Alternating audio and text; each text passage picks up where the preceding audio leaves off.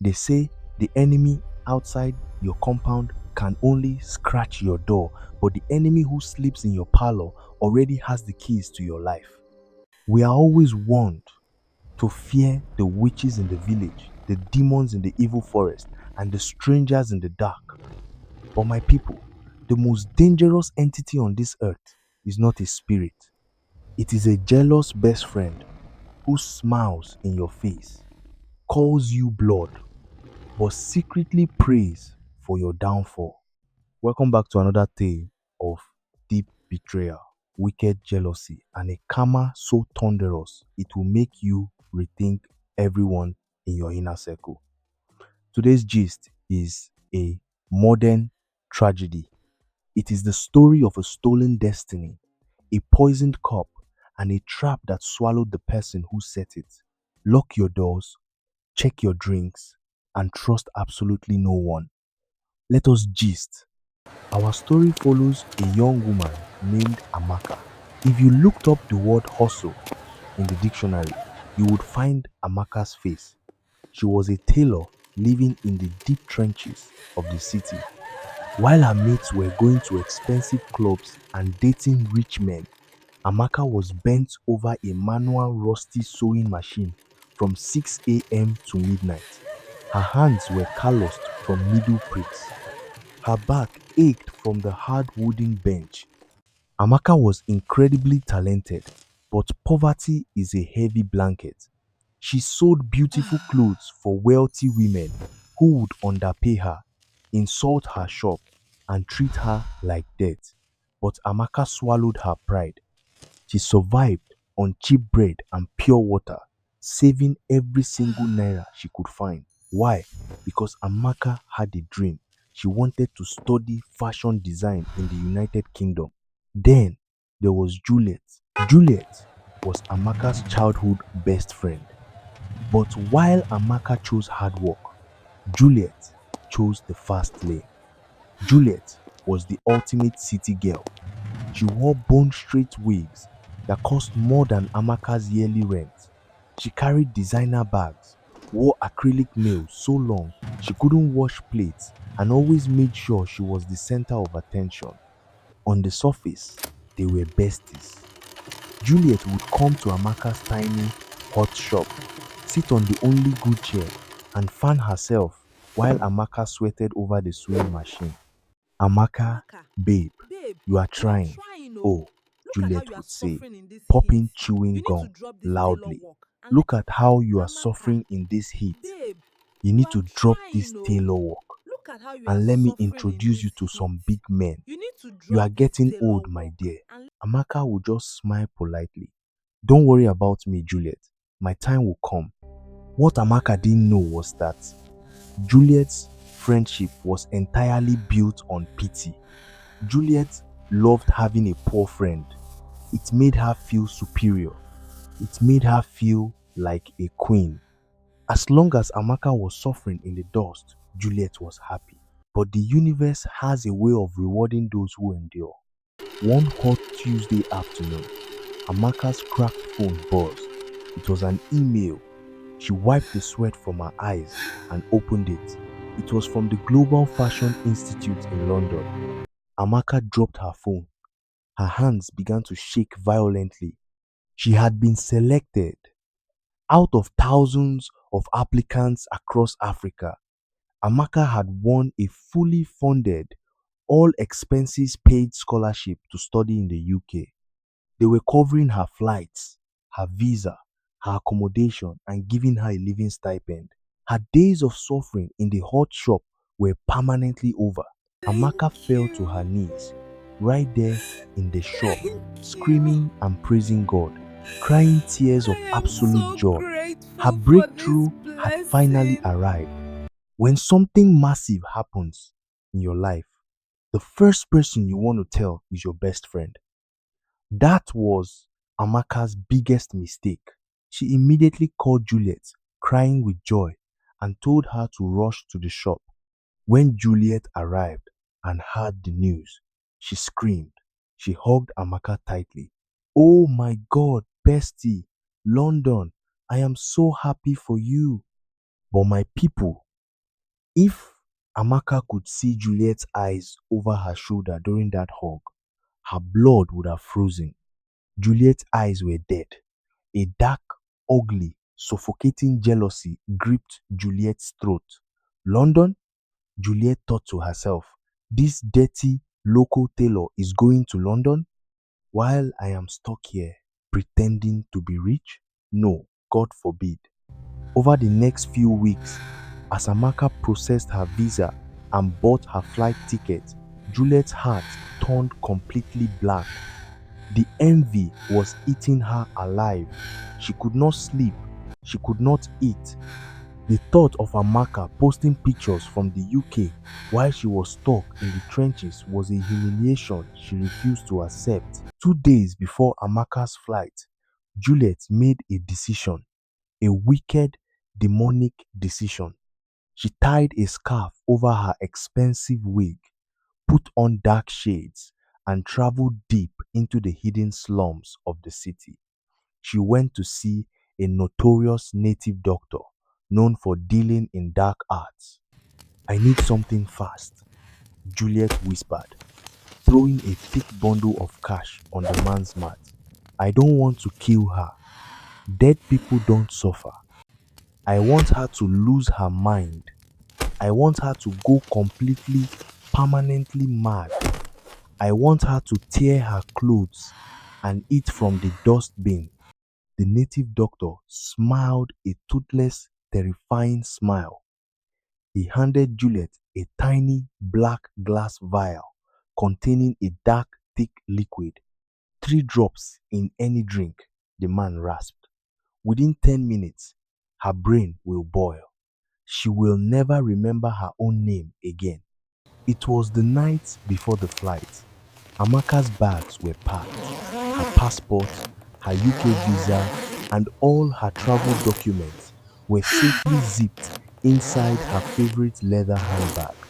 Juliet arrived at Amaka's house, dressed to kill.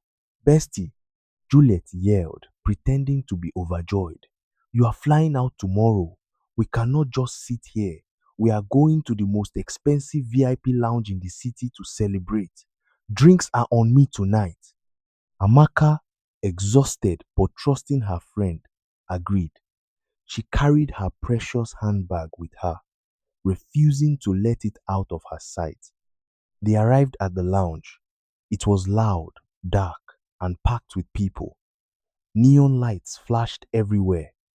Juliet ordered a massive bottle of expensive liquor and 2 sweet cocktails. They danced, they laughed, and Juliet played the perfect supportive friend. And then Oh my the moment god. arrived. I Babe, really have to the music go. is making me sweat, Amaka said, shouting over the The loudspeakers. restrooms, Let they me are quickly go over to the there, restroom right? and wash my Oh face. my god. Watch my I bag really for have me. to go. Take your time, bestie. The Juliet restrooms, smiled they are warmly. over there, I've right? got you, my Come, people. be Before part we of the see the story. wicked, You see unforgivable this thing button Juliet is right about to here. do in that club, Click it if your and blood is subscribe boiling from now. this odd gist, pause right Come, now. Smash be that part subscribe of the button, story. like this video, You and see join this the Prosper button Storytime right family. here.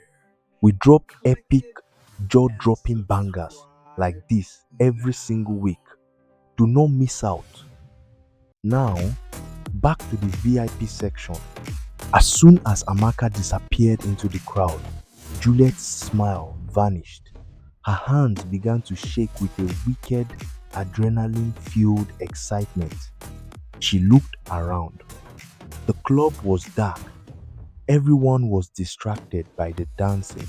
Juliet quickly reached into her purse and pulled out the tiny black vial. She uncapped it, hovering her hand over Amaka's sweet cocktail. 1 drop, 2 drops, 3 drops.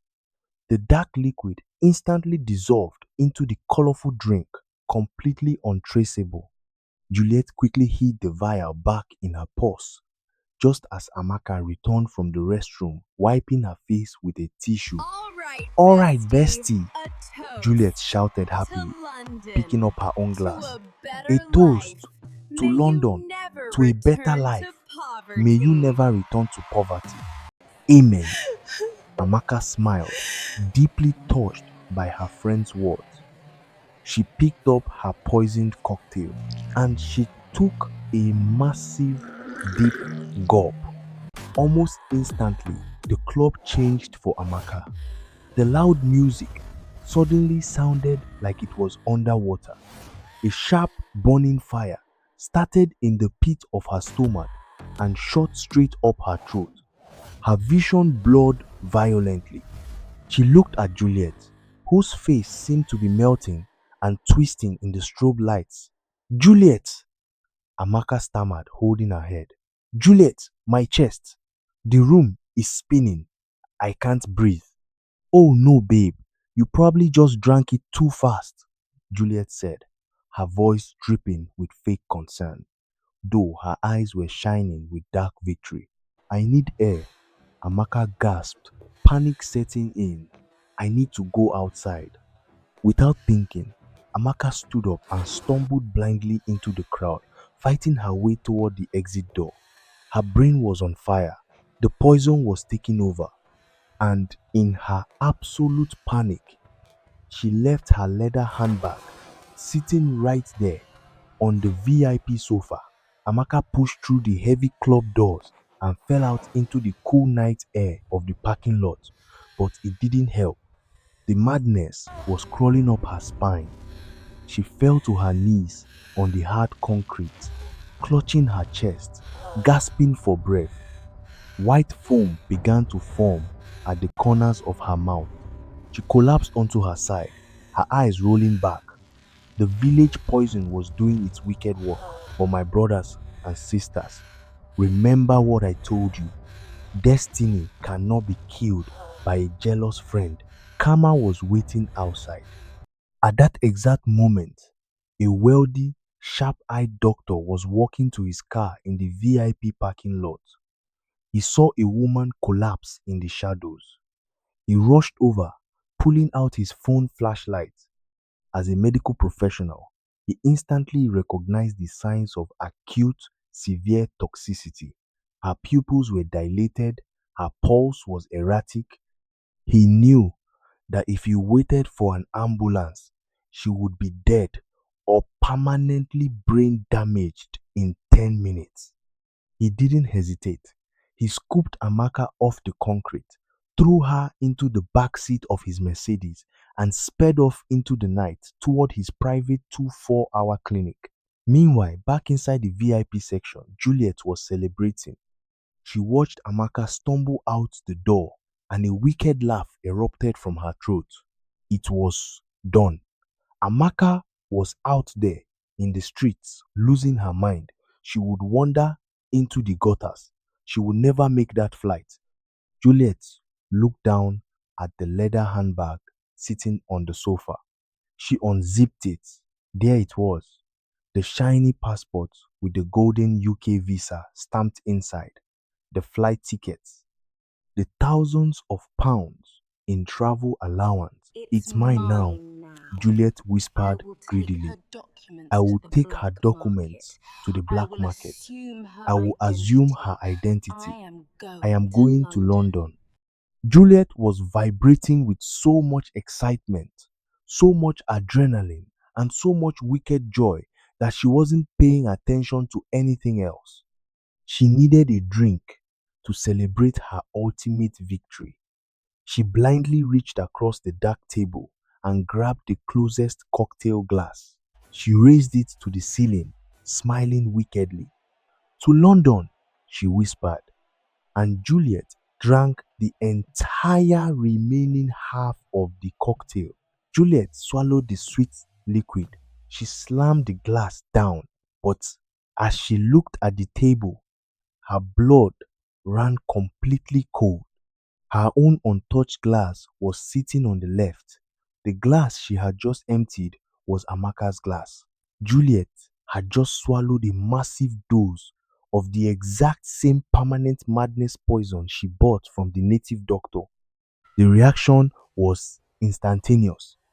Because Juliet drank the bottom half of the cup where the thick poison had settled, the dosage was lethal to the mind. Within seconds, Juliet screamed, a sound so terrifying it made the DJ stop the music. The fire in her brain was absolute. Juliet fell to the VIP floor, thrashing violently. She began tearing at her expensive bone straight wig, ripping it off her head. She clawed at her own face, breaking her long acrylic nails.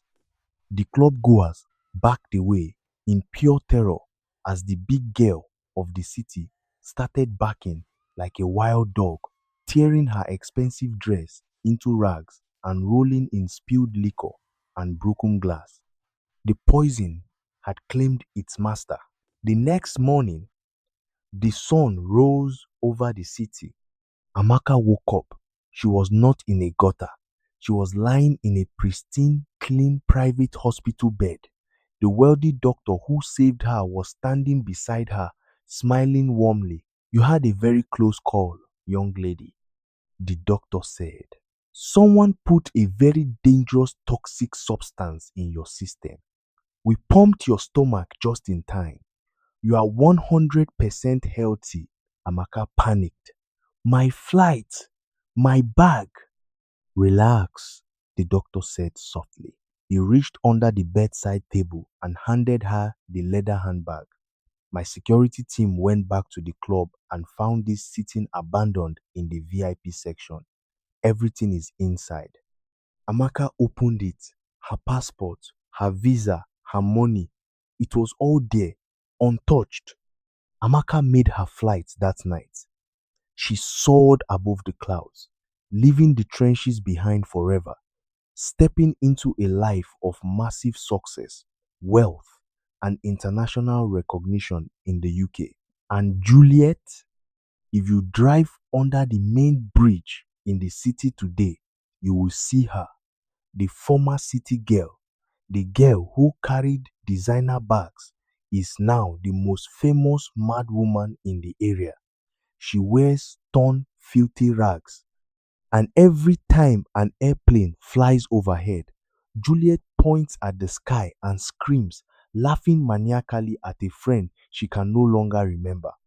My people, he who digs a pit for his brother must make sure to dig it wide enough, because he is the one who will ultimately fall inside it. Juliet tried to steal a crown, but she bought her own destruction. What is your take on this heavy story? Have you ever had a friend who secretly hated your progress? Drop your experiences in the comments down below. Let us gist. And if you love this massive story, make sure to hit that subscribe button and turn on notifications. We will see you next time on Prosper Story Time. Stay safe and watch your corpse.